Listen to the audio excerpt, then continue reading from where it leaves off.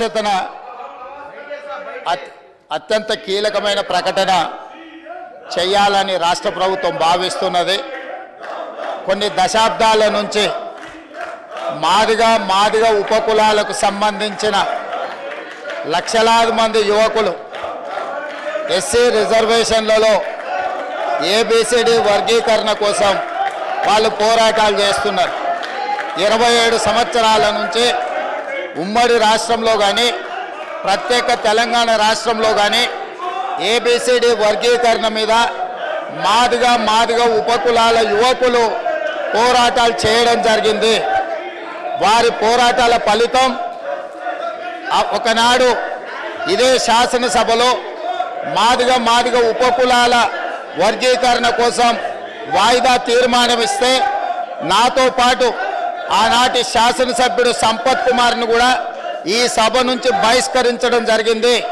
గత ప్రభుత్వం ఏబిసిడి వర్గీకరణ మీద కేంద్రానికి ప్రధానమంత్రికి విజ్ఞప్తి చేయడానికి అఖిల పక్షాన్ని తీసుకెళ్తామని చెప్పి తీసుకుపోకుండా మాదిగ సోదరులను మోసం చేయడం జరిగింది.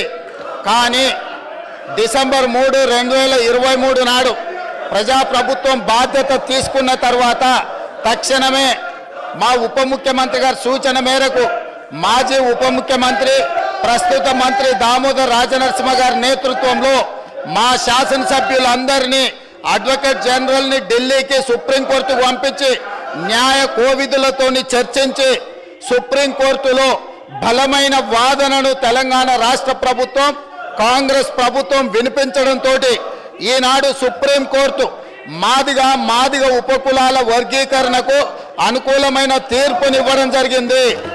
నేను మనస్ఫూర్తిగా సుప్రీంకోర్టు కాన్స్టిట్యూషనల్ బెంచ్కు రాజ్యాంగ ధర్మాసనానికి మనస్ఫూర్తిగా కృతజ్ఞతలు తెలియజేస్తున్నా. 7 మంది జడ్జిలలో 6 మంది జడ్జిలు రాష్ట్రాలకు ఏబిసిడి వర్గీకరణ చెయ్యడానికి అనుమతి ఇచ్చింది. తెలంగాణ రాష్ట్ర ప్రభుత్వం తరఫున నేను స్పష్టమైన ప్రకటన చేస్తున్నా. దేశంలోనే అందరికంటే ముందు బాగానే నిలబడి తెలంగాణ రాష్ట్ర ప్రభుత్వం ఏబిసిడి వర్గీకరణ అమలు చేసే బాధ్యత మా మిత్రులు మా మంత్రివర్గ సహచరులు మేమందరం తీసుకుంటాం. అవసరమైతే ఇప్పుడు ఇచ్చిన ఉద్యోగ నోటిఫికేషన్లలో కూడా వర్గీకరణను అమలు చేయడానికి అవసరమైతే ఆర్డినెన్స్ తీసుకొచ్చి మాదిగ సోదరులకు న్యాయం చేసే బాధ్యత మేము తీసుకుంటాము.